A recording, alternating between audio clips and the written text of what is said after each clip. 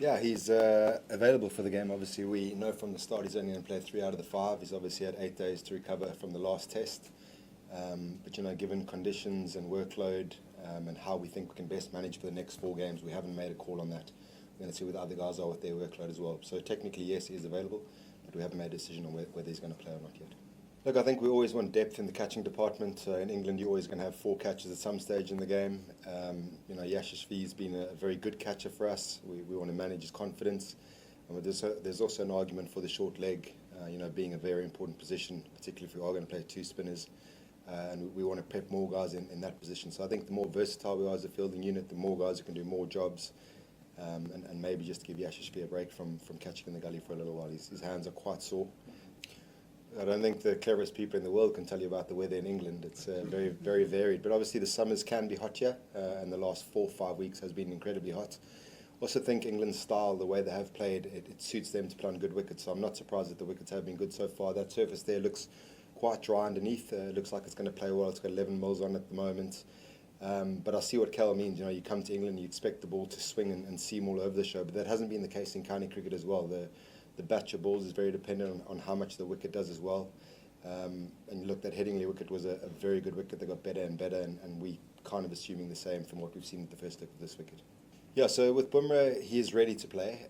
So like I said in the very first question, it's how we manage these 4 tests. So if we feel like there's value in playing him in this test, we'll make that call at the very last minute. But I'm talking about whether how the pitch is going to play. Are we better off holding him back for Lords and maybe Manchester or the Oval? So it's all those factors, but you've seen him train yesterday, he trained a little bit today. It's not like he's not fit to play. It's just trying to fit those puzzle pieces to get the most out of him, out of what we know we do have from him. And your question about Kuldeep, we'd love to get him into the team. Playing 2 all-rounders in the last game, we were desperate. It would have been nice to have a spin in the last game. Also, we're trying to make the best assessment of what we see in front of us. So we know we're going to need 3 seamers in this game.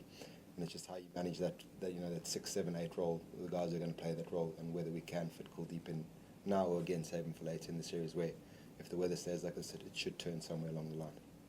He's very close to getting a game. Obviously, he was fantastic in Australia, coming into the team and playing the way he did. We just felt on balance for the last game we wanted to go at the bowling all-rounder, which we thought Shodl was slightly ahead on the bowling front. And we're looking at ways of rejigging the puzzle, so we can get a batting all-round in, and obviously Nitish is our premium batting all-round at the moment. So I would say he's a very good chance to play this test.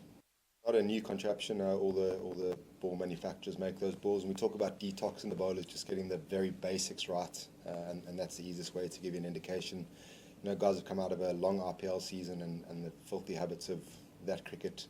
We don't want that creeping into red ball cricket, into test cricket.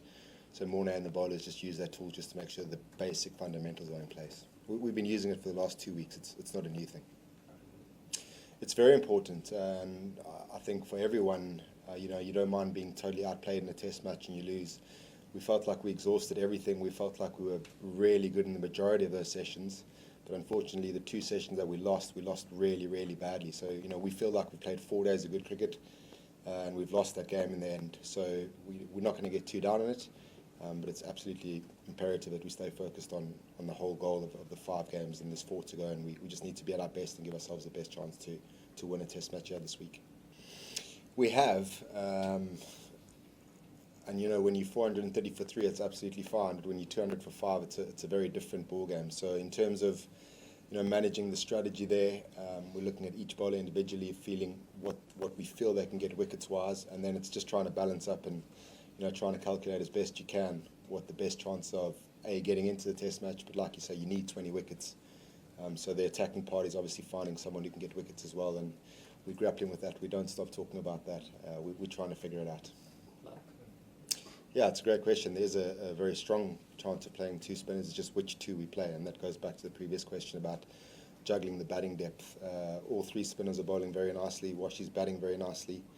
So it's just which combination do we go with, the all-rounder spinner or the out-and-out spinner, and obviously you have to play the bowling all-rounder again. So there's so many different variables.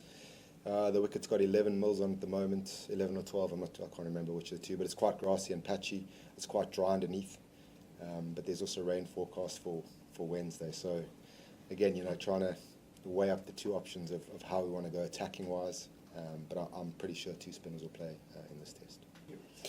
It is, but we also feel we can go 1-1 or keep the score at 1-0 without Jasper, and then again that's putting the eggs in the back end of the series where we're going to need him at some stage as well. You got to decide when you're going to play your strongest suit, and that's what I was talking about the weather and all that. But we feel that whatever we put out there, we can compete in this test match, and we came pretty close without Jasper in the second innings, as in he didn't get any wickets. But you can't win the test series with just one bowler in any case, and the bowlers are very well aware of that they need to chip in with wickets. So sorry, I can't give you a more firm answer. But yeah, we'll work out in the next 40 or 24 hours how we're going to manage Jasper. There is. I think I've said yes to every single player. There is. Again, going back to the spin combination, if we are going to go 2 spinners, Arshdeep obviously provides a little bit more control, and you've got a left armer running in over the wickets. If we do want to put our eggs in that basket. I don't know if you saw the seamers, they all had a good trot out today. We feel that they're all there and thereabout, and they're all eligible for selection. So again, looking over the 5 series, how we're going to manage the 5 seamers that we do have, the out-and-out seamers. But Arshdeep is definitely in the selection mix for this team.